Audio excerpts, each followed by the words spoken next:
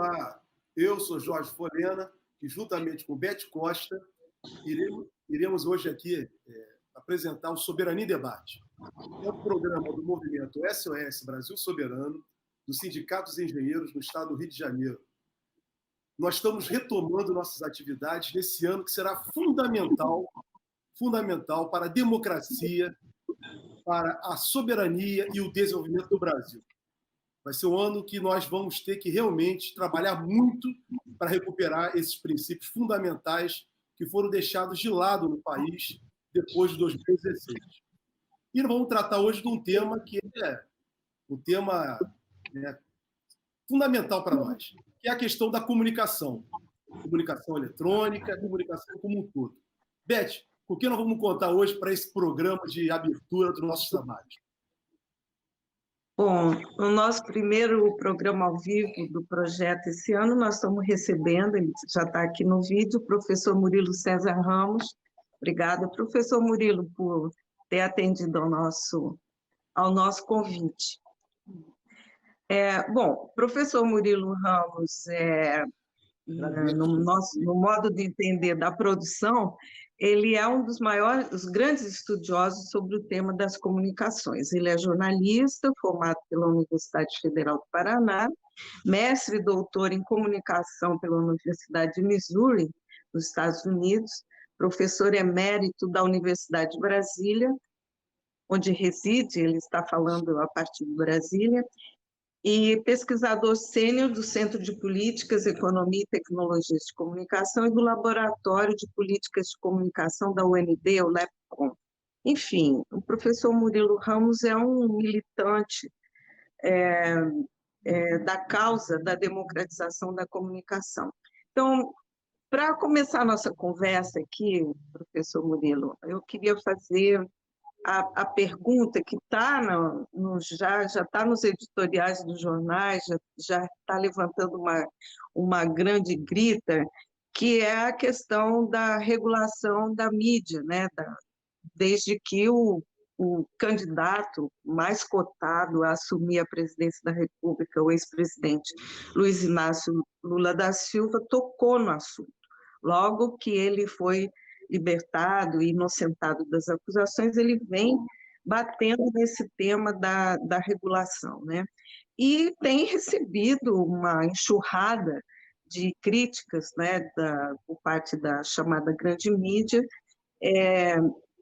e está tentando formular uma questão.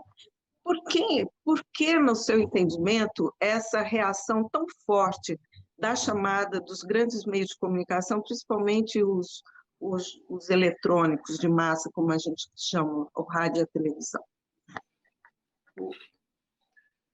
É uma questão, né, que nos acompanha, né, Beth? A gente está nessa luta há tantos anos, desde sempre. E é curioso, porque é uma grita. Essa grita é uma grita muito nossa, é uma grita muito brasileira. De certo modo, é uma grita, né, ampliando a discussão para a América Latina como um todo, mas no Brasil é um caso muito singular. Tá? Porque a mídia eletrônica, né, os meios de comunicação eletrônicos, e vamos começar falando de rádio e televisão, vamos deixar a questão da internet para adiante, né, se tivermos tempo, pela complexidade dela, mas, enfim, o rádio e a televisão, a mídia eletrônica, né, ela é regulamentada e regulada no mundo capitalista, em países de capitalismo avançado, né, economias liberais, economias de mercado, desde sempre. A gente, nas discussões acadêmicas, em debates, enfim, não há como deixar de mencionar que nos Estados Unidos, tá, a primeira legislação, né, de regulação da mídia eletrônica, ainda no tempo do rádio, é a lei do rádio, né, Federal Radio Act, de 1928, tá, e 1932, com a emergência da tecnologia da radiodifusão, já se antecipando à televisão, a Comissão Federal do Rádio, que regulava o setor, tá, que era o setor das telecomunicações, não era apenas o setor de rádio e televisão, o setor de telecomunicações, das redes, enfim, das próprias redes de telecomunicações, tá? O escopo da legislação e o escopo da regulação foi ampliado para o que se tornou o Communications Act de 1934, né? A Lei de Comunicações de 1934. Então, desde aquela época, tá? E, aliás, no mesmo momento, a Comissão Federal do Rádio foi transformada na Comissão Federal das Comunicações, a FCC, a Federal Communications Commission. Por que eu menciono isso? Vou buscar esse exemplo lá atrás. Porque ele, mais do que... Ele, desde sempre, ele ilustra a hipocrisia que, no Brasil, o empresariado de mídia, mídia impressa desde sempre, a mídia eletrônica, a rádio e televisão, sempre se colocaram contra qualquer tipo de regulação, clamando por censura, como se a prática da regulação, o exercício da regulação, a existência de órgãos reguladores, a existência de legislações, prevendo sanções de diversas ordens, prevendo alguma diversidade, prevendo pluralidade, nos termos deles, evidentemente, tá?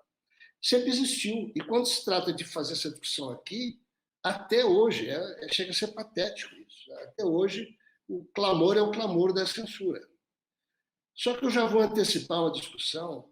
Tá? Quando você mencionou o ex-presidente Lula, Beth, o discurso dele tem duas facetas hoje. Eu ouso dizer, arrisco dizer, que está muito cedo, a discussão pública está muito cedo ainda, mas ele tem insistido, ele tem falado mais nas redes sociais do que tem falado da televisão e do rádio propriamente dito, que é uma opção estratégica.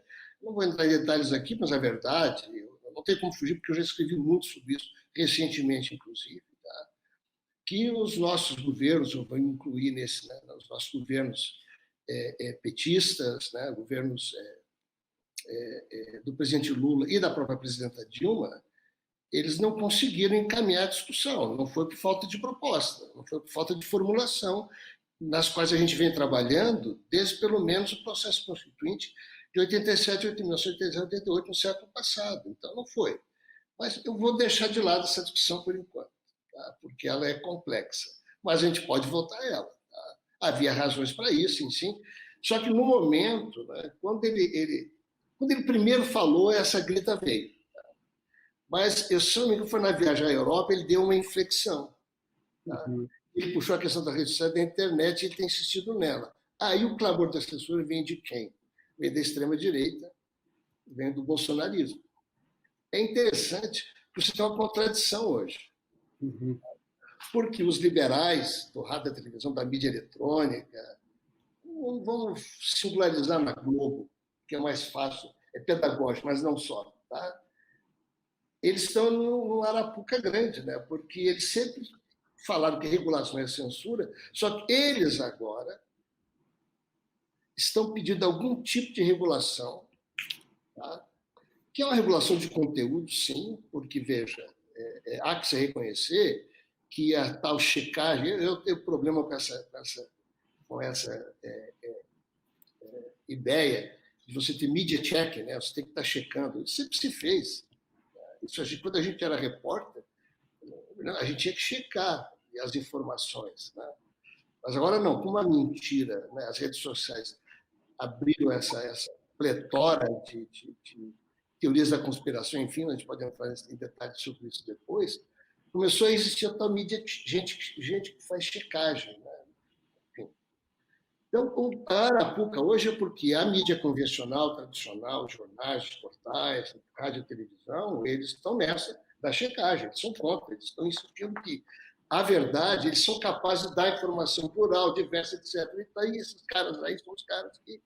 Né, essa caixa de Pandora que foi aberta pelo Facebook, né, o Facebook principalmente, com a sua rede social, mas o YouTube, que é do Google hoje, enfim, está nesse processo. O Twitter, menos, mas também está. Né? E a surpresa da mensageria, dos aplicativos de mensagem, que era ponta a ponta, e que se transformaram-se em verdadeiros disseminadores de falsidades, de mentiras, de desinformação. Mas você tem esse paradoxo hoje. Então, o que eu tenho percebido do discurso do pré-candidato, virtual candidato, Luiz Inácio Lula da Silva, ele fez essa inflexão. E aí eu chamo a atenção para esse paradoxo e eu volto para vocês, enfim, porque aí você tem hoje uma contradição. Então, voltando à questão de por que nos nossos anos de governo não fizemos, e houve janelas de oportunidade naquele momento, como, por exemplo, em 2003, a crise econômica da Globo, que gerou aquele proérdio da mídia, aquela tentativa de livrar a cara da Globo, com aquela dívida de 1,3 bilhões de dólares, que acabou ela resolvendo da maneira dela. Tá? Mas se fez esse movimento, aquela era uma grande oportunidade de um trade-off democrático. Tá bom, tudo bem. Vocês fizeram investimento errado em tecnologia, em TV a cabo, em endividar em dólar, o Fernando Henrique deixou o dólar disparar, a dívida explodiu. Vamos encaminhar isso, vamos fazer um trade-off aqui. Assim, puxa vida, vamos nos contemporaneizar, fazer igual aos Estados Unidos, a Grã-Bretanha, a França, Portugal, a Espanha, a Bélgica, Luxemburgo, São Marino, a Alemanha. Vamos fazer igual a esse povo todo e vamos criar mecanismos, né?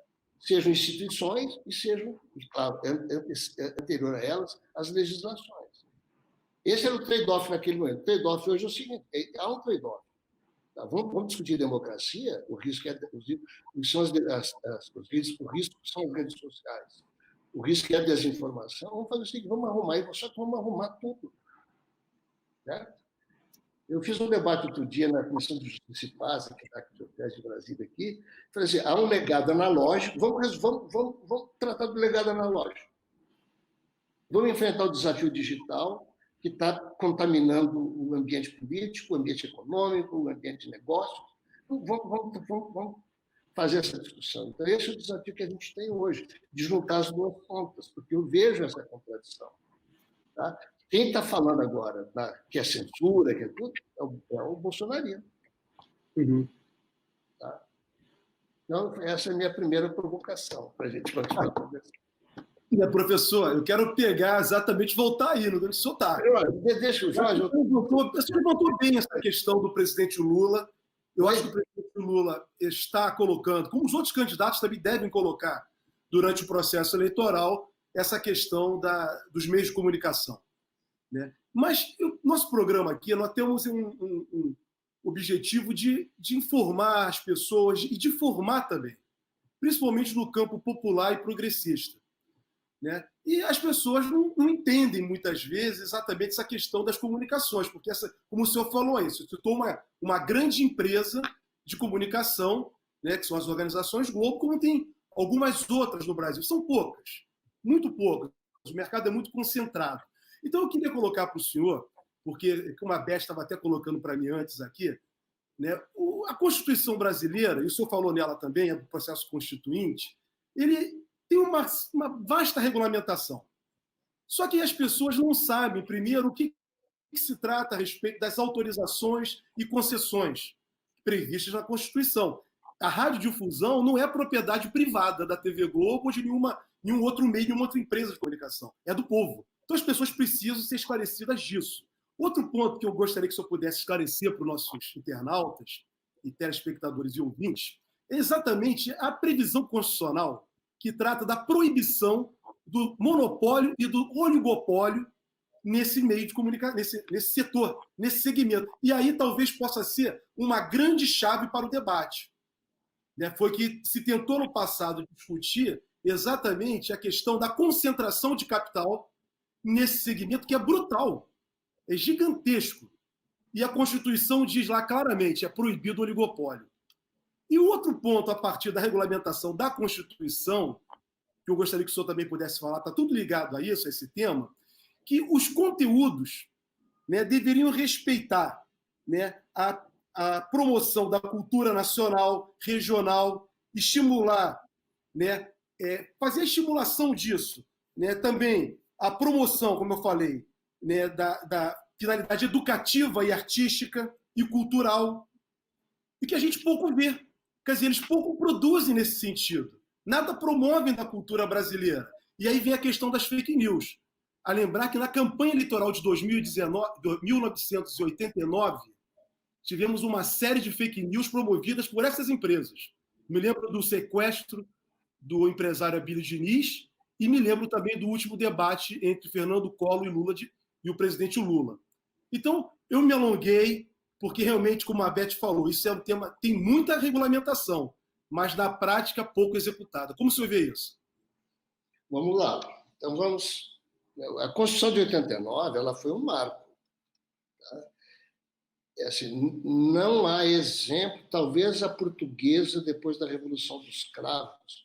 Nós estamos justamente fazendo uma pesquisa sobre isso, mas, aliás, a gente está trabalhando, fazendo uma pesquisa comparada, tá? E começando pela questão constitucional, talvez a Portugal, depois da Revolução dos Cravos, tem um capítulo, uma parte voltada à comunicação social. Fora essa, só a nossa. Tá? São 22, são 5 artigos, tá? E foi um grande avanço. Tá? O fato de nós termos na Constituição Federal hoje, desde 1988, um capítulo todo dedicado à comunicação social, ele foi um avanço, e foi um avanço que saiu da luta popular, da luta do movimento pela democratização da comunicação. Foi um movimento que, aos trancos e barrancos, com vitórias e derrotas, ele conseguiu fazer com que a Constituição contemple justamente questões que você está levantando. Ou seja, está lá na Constituição, você tem razão. Tá? Não é por falta de um dispositivo normativo constitucional que nós não temos a regulação e não temos a legislação. O problema é justamente esse, é que cada vez que se caminhava para tentar regulamentar o capítulo da comunicação social naquilo que era essencial, vinha essa grita que continua de que regular a mídia, regular a rádio e a televisão é censura. Tá? Então, você tem razão. Tá? Só que esse é o legado.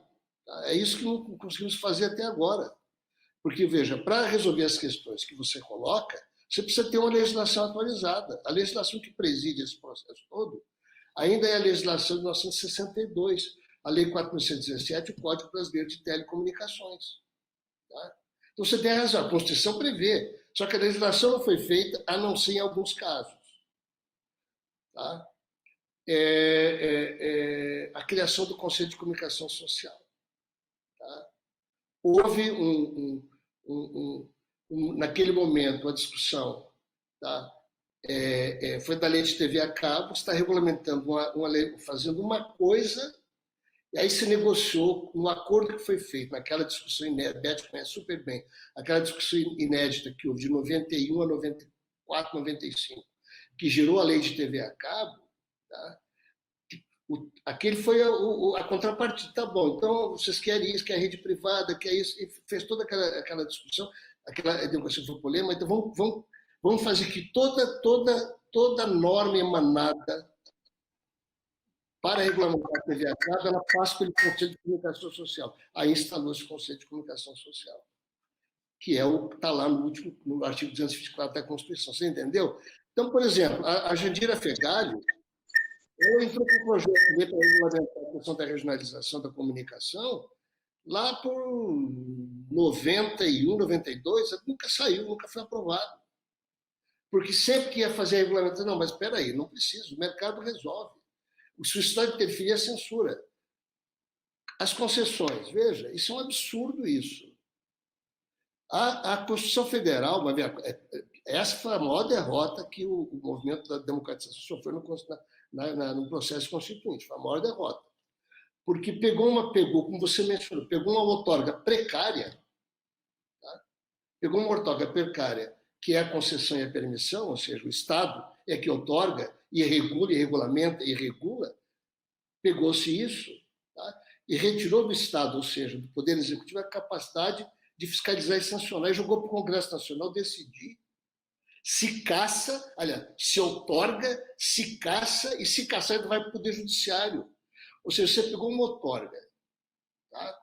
Que qualquer serviço, você sabe disso melhor do que qualquer serviço público, transportes, energia, que é regulamentado, todo ele, há uma precariedade, há um contrato, uma precariedade, não cumprir, fiscaliza e eventualmente você caça, retira. Você não consegue fazer na radiodifusão, por quê? Porque esse é o poder deles o tempo todo. Eles engessaram de tal maneira a Constituição que a gente não consegue mais lidar com isso. Então, agora, aí vem, então, esse legado está aí, ele tem que ser cumprido. Quando o presidente Lula falou agora a primeira vez, ele estava se referindo a isso. E já veio a Beth, já veio a grita. Espera aí, de novo, censura? A presidenta Dilma, na primeira entrevista que ela deu eleita, ela disse que o controle, que a regulação dela era um controle remoto e queria fazer uma regulação econômica fugindo das questões de conteúdo que você levantou. Regionalização, tá? Produção independente, tá? A radiodifusão comunitária, que quando foi regulamentada é uma lei odiosa até hoje. Porque ela restringe a potência, o alcance, e pior, não é nem concessão e permissão, é autorização. Que pode, por isso que a Anatel vai o fiscal lá, está fora da norma, está potência, não sei o que lá e tal, no ato administrativo você retira a outorga. E proibiu a sustentação financeira. Entendeu? Não, fora a sustentação financeira. Né? Então, veja, esse é o legado. Essa é a lacuna, isso que não se conseguiu fazer. O monopólio e o oligopólio é uma discussão complexa. Tá? Porque a radiodifusão aberta ela é um oligopólio natural. E a TV digital acabou com isso. A digitalização acabou com isso. Você pode ter você pode usar radiofrequência para ter um número muito maior de transmissões, de canais. Só que aí tem um problema econômico. Como é que você vai financiar isso? Então, do ponto de vista privado, o mercado não comporta. Veja, essa é uma pergunta que alguém tem que fazer algum dia e saber e dar resposta para isso. Quantas TVs abertas comerciais cabem no mercado brasileiro? 1, 2, 3, 4, 5, 6, 7? Tá? Veja, hoje em dia, a Globo, em crise, tendo que fazer a transição dela para o digital, para o Globoplay, etc. e tal, para o streaming dela, tá? Ela se sustenta ainda com metade da receita publicitária da TV aberta, comercial. Tá? Os outros é um horror, cara. A Record o jornalista nosso amigo Franklin Martins, ele usava uma expressão interessante. A Record não conta nessa discussão, porque ela faz uma IPO, ela faz uma oferta pública de ações todo domingo, na coleta dos dízimos nos templos da Universal. Então, ela não se resolve pela lógica de mercado. A Band é problema. Tá? Então, essa questão é complicada. Tá? A Constituição fez uma exigência, teria que ser tratada de outra forma. Tá? Porque se é um oligopólio natural, aí que a regulamentação é mais necessária. Tá? Para assegurar uma competição justa. Então, aí vem só do monopólio da Globo. Se você chega a ter 70% do mercado publicitário, o Estado tem que interferir. Tá? A nova presidenta do CAD, do Conselho de Defesa Econômica dos Estados Unidos, ali na CAN, da Federal Trade Commission, ela está com uma proposta super polêmica, que é pegar a Amazon, transformar ela num common carrier, num transportador comum, de fazer ela obrigar a abrir a logística dela, as redes, etc., e tal, para os concorrentes. Isso aqui você não consegue nem esboçar uma reação dessa. Tá? Então, em algum momento lá atrás, você teria que ter interferido. O CAD teria que ter interferido. Puxa vida, por que a Globo não é só porque a Globo é competente. Ela começou, aliás, a Globo começou com uma fraude. Eu estou revisitando essa questão hoje, o Accord Time Life. Tá? Estou revisitando isso hoje. A Globo começou com a fraude. Tá? Ela mandou o contrato para a Time Life na véspera. Eu não tinha clareza. Eu relendo o livro do Daniel Hertz, eu não tinha clareza. Na véspera de entrar em vigor a Lei 4.117, que obrigava qualquer mudança societária a ser comunicada ao CONTEL, o Conselho Nacional de Telecomunicações, que era uma espécie de órgão regulador da época, a Globo fez o Accord Time Life na véspera, para não dar transparência àquela sociedade espúria, ilegal e inconstitucional que ela estava fazendo com a Time Life. Tá certo? Então, o legado, o que eu chamo de legado analógico, ele é complicado, mas ele tem que ser, eu concordo, ele tem que ser resolvido. Só que hoje ele se cruza com o desafio digital. Então não dá para falar só de um e não falar do outro. Concessão, permissão, monopólio, tudo isso, mas você não pode, você pode falar de um, mas você tem que falar do outro também. É isso.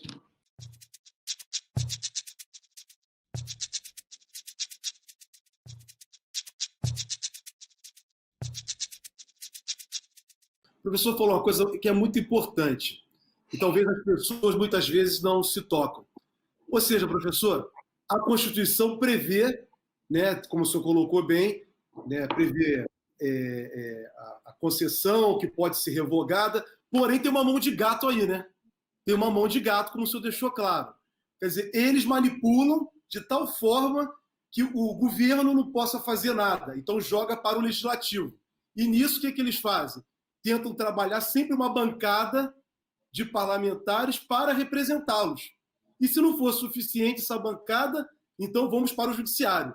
Então, para ficar claro para os nossos internautas, as armadilhas que foram construídas, né, propositalmente por esse segmento, como muitos outros. Eu só queria fazer esse parênteses, professor, esse destaque. Foi exatamente isso que eu entendia da sua fala. Não, só reforçando, Jorge. Quando você fez a pergunta da concessão de permissão, está correto. São concessões de serviço público. Se é serviço público, o poder é do Estado, ele concede precariamente. Se você não cumprir o que você está fazendo, eu te tiro, cara. Hoje, a concessão e as permissões da radiodifusão é o seguinte: é como se você recebesse a concessão para explorar uma linha de transporte coletivo urbano, só serve no Rio de Janeiro, só serve a Zona Sul, você só para em ponto de gente rica, você faz linha não sei para onde, não, e deixa de atender os pobres. Faça um contrato desse com empresa de transporte coletivo. Vai dar grito, vai ficar transparente. Isso acontece na radiodifusão, cara. Não tem como o Estado exigir que os caras cumpram, aí eu concordo, cumpram nas educativas, culturais, artísticas, jornalistas. Não tem como, se você não tem um contrato, se não tem lei, o Estado não pode fiscalizar e punir, sancionar, ferrou. Então, esse é o problema. Você pode falar em concessão e permissão, eles criaram uma amarra lá na Constituinte, certo? Que não teve jeito. É ridículo. Do ponto de vista de direito administrativo, é ridículo. É ridículo.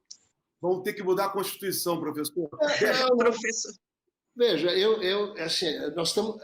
A nossa pesquisa atual, a gente está olhando a Constituição, tá certo? O ideal é que se fizesse algumas mudanças mesmo, mas talvez nem precise. O problema não é. Eu acho que a Constituição tem dispositivos, de algum modo. Esse é grave. Esse tem que sair. A interferência do Congresso Nacional no processo de concessão e permissão tem que sair. Embora, veja, olha como a conjuntura atrapalha. A gente fez essa discussão no grupo de pesquisa no outro dia, e aí alguém levantou uma questão, puxa vida, mas olha, se você tirar o Congresso hoje, aí é que o Bolsonaro, se você pegar um governo de extrema-direita, você dá o poder, ele retira a concessão, isso é ruim, não, tá bom. Só que você não pode pensar dessa maneira. Tá? Se eu for pensar, não, vamos deixar o Congresso com todos os males, tem 500 e tantos deputados, 80 e tantos senadores, lá é mais difícil tal, do que um ato de mão de um presidente de extrema-direita, um Bolsonaro da vida. Mas está errado pensar isso. Porque aí, para resolver um problema que pode sumir daqui a pouco, tomara que suba, eu acho que vai sumir, né, lá em outubro, tá certo? Aí você deixa de mexer numa questão que é fundamental para a democracia. Certo? Murilo, acho que o professor tocou num assunto importante, que é a questão que acabou de ser explicitada desse modelo, né, e da possibilidade de um órgão regulador, né? Na primeira parte, o senhor falou do exemplo americano e tangenciou o debate de que há modelos europeus, né, bastante mais bem elaborados do que existe no Brasil. Então, eu queria fazer uma pergunta, porque para o cidadão comum que chega em casa no final do dia, ou a dona de casa que está lá fazendo seus afazeres, ouvindo rádio, para quem usa a internet, não fica muito claro como poderia ser um outro modelo de sistema de comunicação diferente do que nós temos.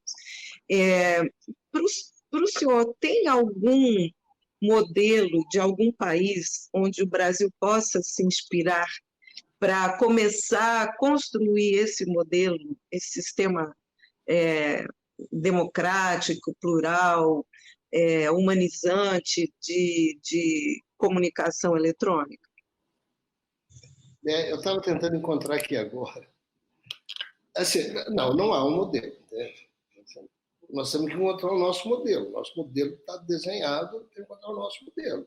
Você tem referências. Então, veja, essas referências são importantes. O que é que eu estava tentando encontrar aqui agora? E eu estou preocupado porque eu acho que eu vou ter que ir de novo lá e achar essa referência. Tá? Veja o modelo britânico. Tá? O modelo europeu, ele é muito centrado ainda, em larga margem, no serviço público. Então, por exemplo, a BBC é uma empresa estatal, é uma empresa pública. A BBC é uma empresa pública. A Rádio Televisão Francesa é uma empresa pública. A RTP portuguesa é pública. A RTV espanhola é pública. E assim, em Luxemburgo, a Deutsche Welle é pública. Tá? Assim, eles nasceram com empresas públicas, autônomas, com financiamento público, por meio de impostos, taxas, enfim, ao contrário do nosso modelo, que é um modelo inspirado no modelo dos Estados Unidos, que já nasceu privado, comercial, financiado pela publicidade. Certo? Então, pegar um modelo que existe lá fora e trazer... Não, você tem que fazer adaptações, não tem como fugir do que a experiência internacional nos ensina, não tem como fugir disso. Tá? Mas assim, tem que adaptar a nossa realidade, que é uma mídia, assim, no caso da televisão, do rádio. Tá? Ela é essencialmente privada, comercial. Tá? Então, você não vai, vamos falar francamente, você não vai, objetivamente, você não vai conseguir, digamos assim, estatizar as empresas de televisão. Não, você tem que criar regras, e aí a inspiração dos Estados Unidos, a inspiração, as referências que você vai traz das experiências internacionais, elas são importantes. Agora, eu vou, assim, tentando uma resposta direta à sua pergunta. Qualquer que seja o modelo, ele tem que ter uma coisa fundamental. Ele tem que ter uma mídia de serviço público efetiva, que exista, que seja financiada, que seja autônoma. Ele tem que ter essa mídia de serviço público. Não tem como. Nós não vamos... deixa eu dizer, assim, eu passei quase 5 anos no Conselho Curador da IBC. Comecei no primeiro mandato do presidente Lula e saí no primeiro mandato da presidenta Dilma, antes daquela tragédia que foi o golpe, o impeachment, enfim. É claro que a IBC, as rádios e a TV, elas não iam se tornar competidoras de igual para igual, porque o nosso modelo não permite isso. A gente tem que olhar para os Estados Unidos, o sistema PBS, que ele não é hegemônico, ele não tem grande, assim, não disputa audiência de massa, mas uma baita de uma referência ética para programação infantil, documentários, certo? Informação fidedigna. Tá? Eu sempre dou um exemplo. Até recentemente, quando abria, porque agora a internet fez isso mudar muito, a televisão perdeu importância, mas até recentemente, 2 eleições, acho que até a eleição do Obama, pelo menos, a eleição, os debates presidenciais da televisão eram abertos pela PBS. Por que ela abria os debates antes das redes comerciais? Porque a população dos Estados Unidos reconhece nela um diferencial de que ela não tem lado claramente. PBS, Public Broadcasting Service. Diferente do sistema europeu, a BBC até hoje é a principal rede de televisão aberta da Grã-Bretanha. A Deutsche Welle é a principal televisão aberta alemã. A RTP, Portugal já tem uma competição mais dura com as privadas.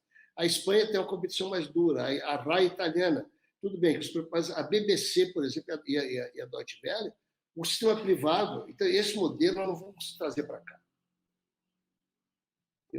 O modelo que a gente vai trazer é algo como os Estados Unidos, em que a gente vai ter que conviver com a mídia privada eletrônica, né, rádio e televisão, regulamentada, com a lei nova, regulamentada, com órgão regulador, com contratos claros para você poder cumprir, poder cobrar responsabilidades e recriar um modelo, recriar a experiência da EBC, da Empresa Brasil de Comunicação. Que tinha, eu dizia quando a gente fazia debates assim, nós vamos saber se a EBC deu certo ou não em uma geração. Não tem que querer cobrar resultado. Assim, num governo, você vai, não, você tinha que ter um projeto que, infelizmente, alternância de poder, essa loucura que o país virou, enfim, tudo, o projeto foi detonado. Mas não há dúvida, e eu tenho certeza que isso vai acontecer. Tá? Se o presidente Lula vencer, como deve vencer, vamos fazer tudo para que vença, o projeto vai ser retomado. Só que vai ser retomado em bases novas, com base na experiência anterior e com a presença da internet que naquela época não tinha. Então, qual que vai ser a presença da TV, da Radiodifusão Pública no Brasil na internet? Vai ter o seu streaming, vai ter que ter o seu streaming, vai ter que competir, né, nesse modelo de a pessoa ir lá, acessar Netflix, aí tem a EBC, está lá no streaming, como a Globo fez, né, como a Globo fez o Globoplay, que hoje talvez é o principal negócio futuro dela, é o Globoplay. Só um parênteses, o SBT é um fenômeno, né? Eu não tinha claro isso, a pesquisa está demonstrando isso. O SBT é um fenômeno no YouTube. Ele tem a maior audiência de televisão no YouTube. Tá? E gera receita. Então, você vê. Então, tem modelos acontecendo nas nossas barbas, então, que a gente vai ter que aproveitar isso tudo e tentar criar e se inspirar, né, no que eu chamei lá naquele debate, o legado analógico, é esse legado que hoje é digital também, mas, enfim, isso, nossa concessão, permissão, isso tudo. Tá? Mas nós temos que olhar para o mundo do digital estrito senso, o mundo do streaming, da internet, enfim. Tá? É isso. Então, assim, o modelo é estudar, é conhecer e tentar trazer as melhores experiências. Isso vale para todo o setor, né? Educação vale para todo o setor. Né? Tem que se valer das experiências positivas internacionais. Né? Medicina cubana, certo? Cinema cubano. Só para lembrar, isso já acontece. Marginalmente, mas já acontece. Professor, vamos aí. Esse tema é polêmico mesmo, né? Mas importante, porque é algo que é público e as pessoas tratam como se fosse um comércio privado. Não é. É algo de interesse do povo, é algo que pertence ao povo. Deixar isso bem claro. Mas, professor, um tema aí, debate, né, é a questão, né, das fake news. E nas redes sociais, principalmente, o tema da moderação. Hoje as empresas fazem essa moderação. Tem um projeto de lei no Congresso Nacional discutindo a questão das fake news e o papel dessas empresas.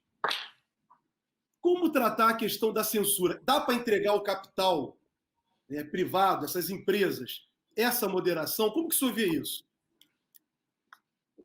Vamos e vejamos. Tá? Aliás, você observou bem. Tá? Em 89, claramente, o teu exemplo é ótimo, essa campanha das diretas, o debate Lula e a questão do sequestro do Abílio Diniz, lá de botar as camisetas do PT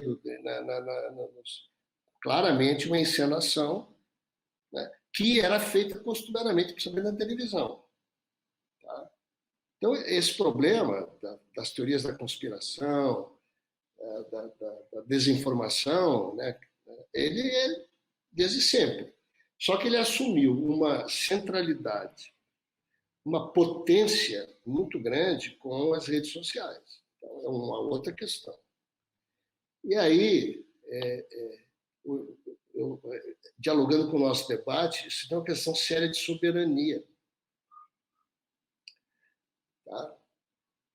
Mesmo naqueles períodos anteriores, uma Associated Press ela podia ter a sua pauta econômica, neoliberal, etc. e tal, mas ela não tinha uma capacidade de nos enganar tanto quanto as redes sociais têm, porque ela própria se balizava por questões, por um determinado modelo, um determinado código de procedimento, enfim, tá?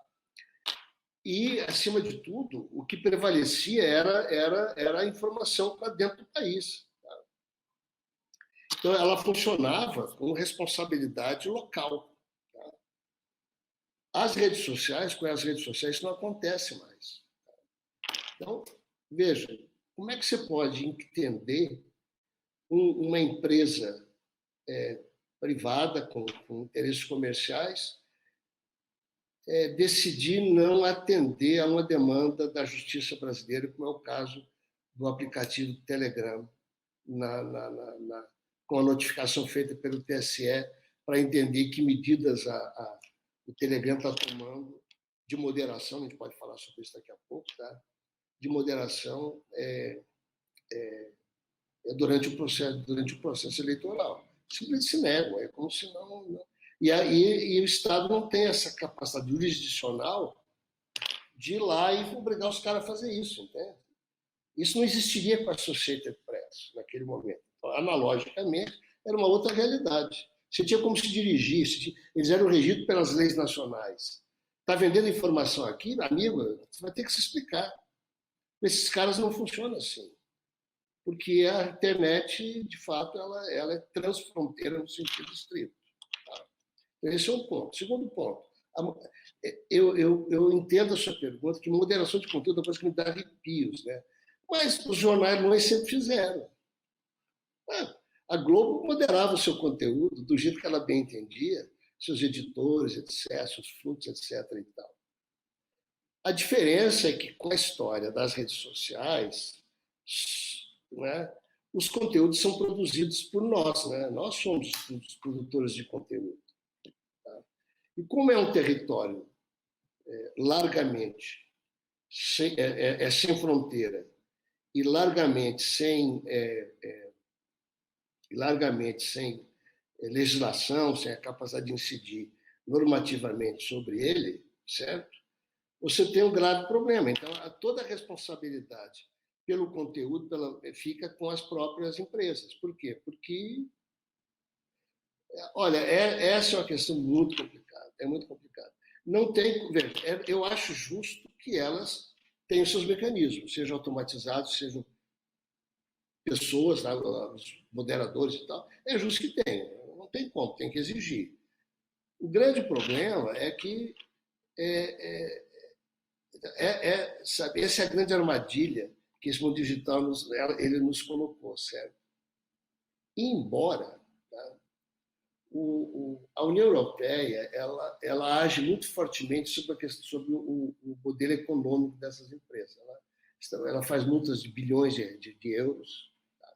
O Google já teve que pagar multa de bilhão de euros, o Facebook tem. Então, eles aplicam a legislação de defesa da concorrência e vão e punem financeiramente, economicamente. Tá?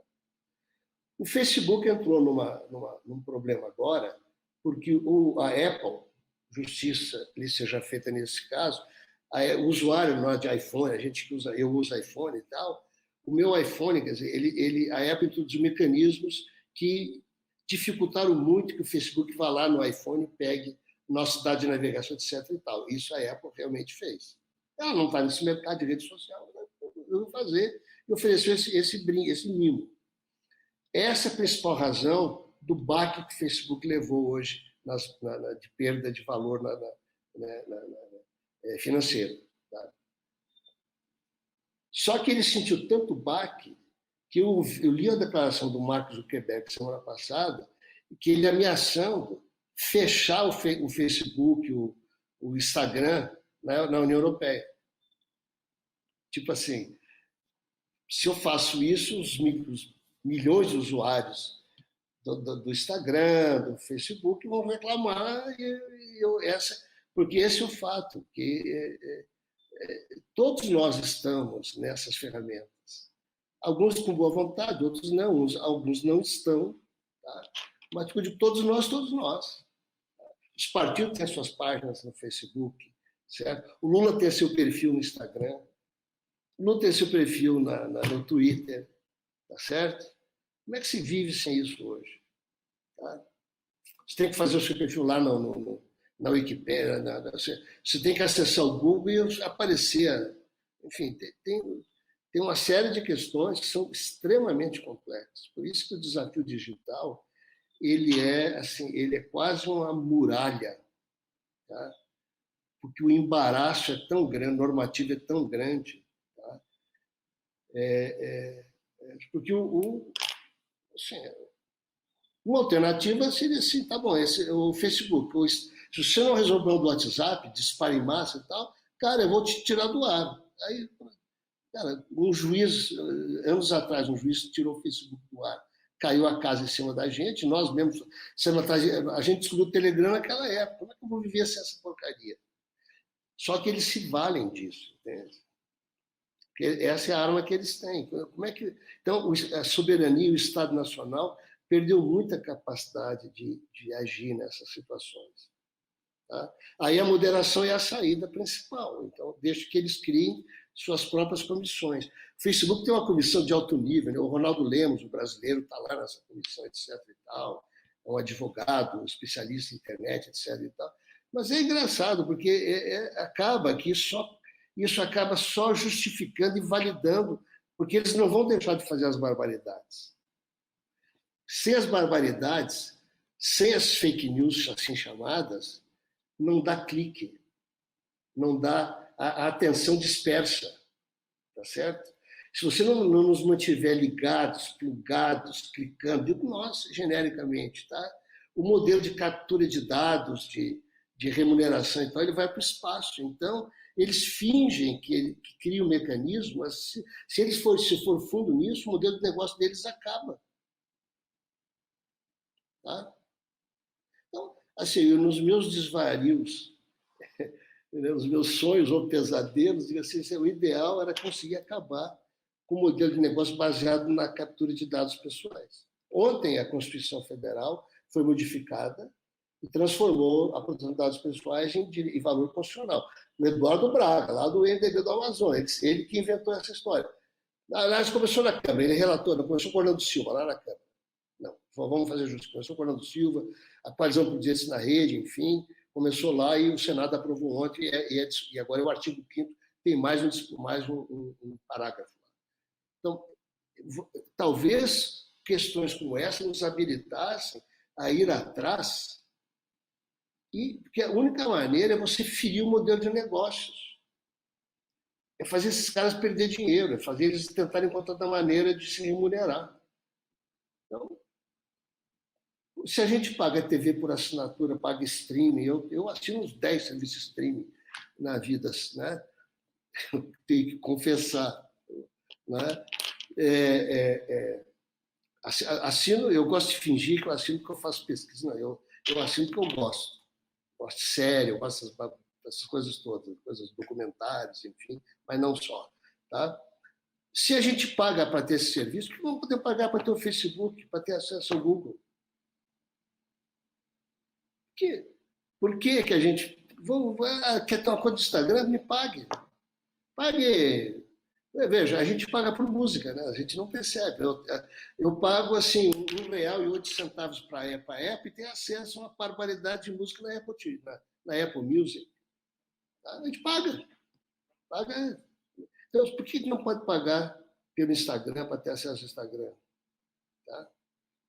Quer ter acesso? Quer ter esse privilégio? Pague.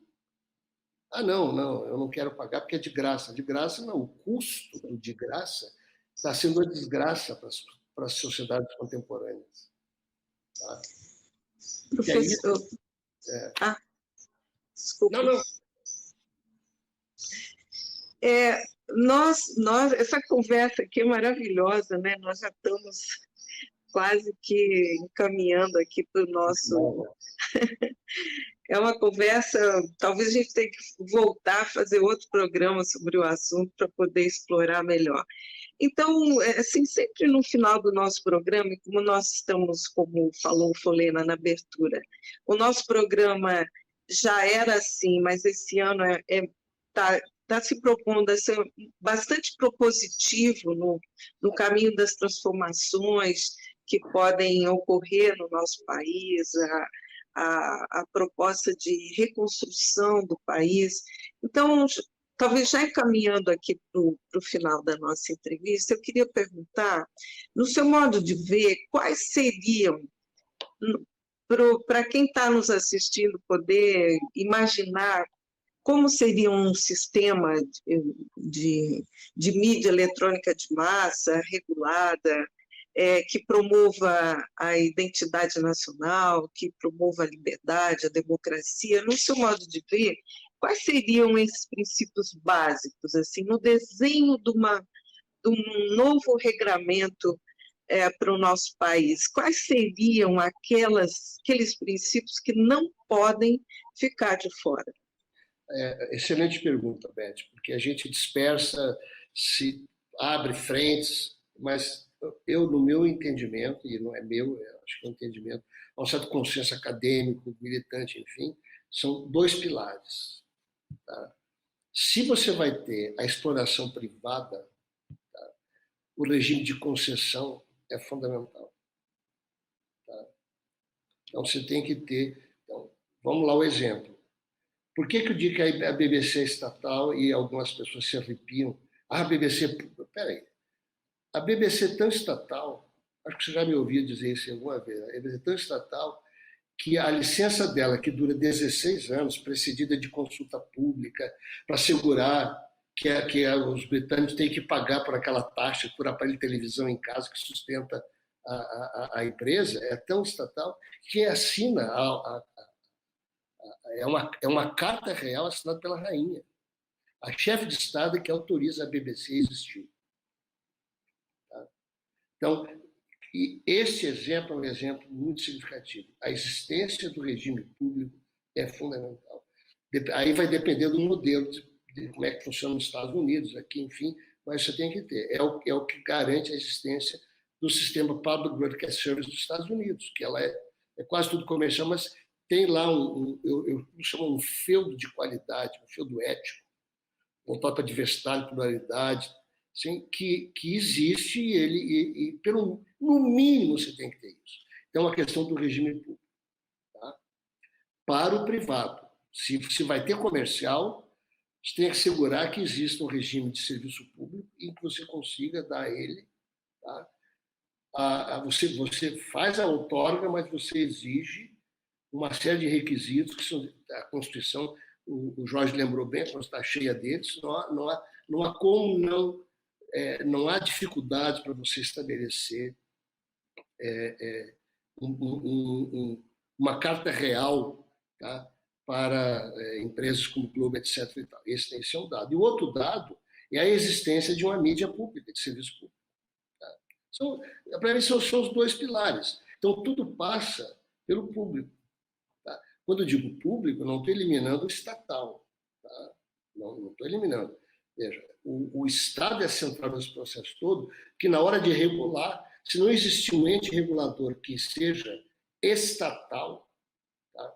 E aí a autonomia se dá em relação aos governos, então, você tem que criar instâncias que permitam a existência desses entes reguladores que consigam sobreviver às alternâncias de poder, aqui na Alemanha, em tudo quanto é canto, entende? Sem isso, né, e em alguns países até funciona razoavelmente bem isso. Então, eu vejo, Beth, esses dois pilares. Os dois pilares se assentam sobre uma questão. Tá? Se for privado, os dois pilares são públicos. Então, vamos falar, públicos / estatais, esses são os dois pilares. Se você é privado, eu vou te dar uma outorga precária, você vai ter que submeter a tais requisitos. Caso contrário, você vai ser submetido a um processo sancionatório e eu posso te tirar do mercado. Tá? Esse é um deles. E o outro é um ente público de serviços que seja essencialmente público / estatal, tá? Com financiamento que não seja privado. Os dois coexistindo, hein? Os dois coexistindo. Tá? Na Europa, o privado, o público, o estatal barra público, ele ainda é largamente hegemônico. Nos Estados Unidos, o estatal barra público, ele não é hegemônico, mas ele existe. São as duas coexistências. Tá? E as duas passam por o Estado não abrir mão do seu poder de fiscalizar e regular, de fiscalizar, de regular, fiscalizando e sancionando. Tá? E essa coisa da censura é tão absurda. Tá? Eu vou encerrar só com um exemplo, tá? Da importância disso, da regulação e da não censura. A Janet Jackson, sabe, a artista pop americana e tal, ela lançou um disco novo agora, tá? Mais de fim de carreira, revisão. Ela teve a carreira dela ultra prejudicada. O exemplo é bem paradoxal. Tá? Assim, a carreira dela sofreu um baque por conta do puritanismo estadunidense e tal, porque no intervalo de um show de um Super Bowl, tem uns 10 anos isso, ela fez um show com o Justin Timberlake, e aí ele puxou ela e desnudou o seio dela. A Fox foi sancionada pela FCC, porque a lei diz, é obsceno. Tá bom, eu não vou discutir o critério, mas mostra como nos Estados Unidos isso está em vigor ainda. Claro que hoje em dia meio que se faz vista grossa, mas está porque a lei previa, olha, num evento de massa, com crianças, você não pode mostrar nudez. Está regulado lá. Então eu vi com essa história de que você não pode fazer isso aqui, porque é censura, para. Tá? Mas aí que está. Então, assim, você tem que ter a norma e a regulação para poder fazer isso. Esse é um exemplo assim, meio radical, mas eu acho que ele serve. Tá? Então, você tem que ter a regulação estatal, tá? E você tem que ter o ente público estatal, que foi o que nós tentamos fazer, vamos fazer de novo com a IBC. Professor, muito obrigado. Esse é o Soberania em Debate, programa do movimento SOS Brasil Soberano, do SENGE, Rio de Janeiro. E queremos agradecer, professor, o senhor ter participado conosco hoje aqui, nesse tema tão importante. Como a Beth falou, tem muito mais coisa para falarmos sobre isso. Então, muito em breve estaremos convidando o senhor para retornar aqui para estar conosco. Eu virei com todo prazer, tá? E espero que não tenha que entrar, sair de uma reunião de universidade de 3 horas, com a cabeça meio em desordem aí. Tá certo. Tá bom. Então, olha, muito obrigado, professor. Obrigado, eu que agradeço. Passo para você aí para fazer o encerramento do nosso programa, Beth. Não, só quero também agradecer. O tema não é um tema muito conhecido, né? Como a gente falou, muitos das pessoas que utilizam os meios de comunicação não sabem como funciona, quais são as questões que estão por trás, só sofrem, né, os efeitos de uma comunicação antidemocrática, monopolizada, manipuladora, né? Mas o nosso programa, eu acho que ele é bom porque ele mostra saídas, né? Mostra possibilidades, mostrou com a ajuda do professor Murilo Ramos, que então a gente agradece muito a participação, vamos ficando por aqui, esperando que todos estejam conosco na próxima semana para mais um debate sobre a soberania e o desenvolvimento brasileiros. Obrigada. Tchau, professor. Tchau a todos.